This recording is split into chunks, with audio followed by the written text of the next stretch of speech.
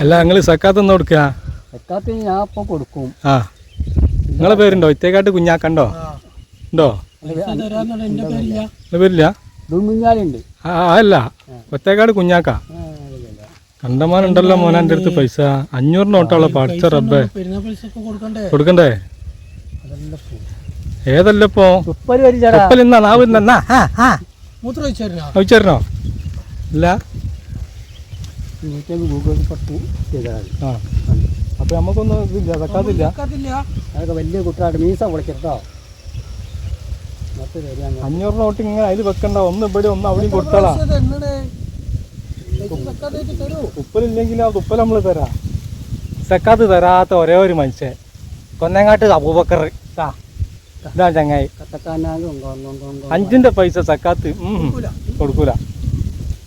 എന്നിട്ട് പോണ്ടേ? ആരോട് പറയുന്നത്?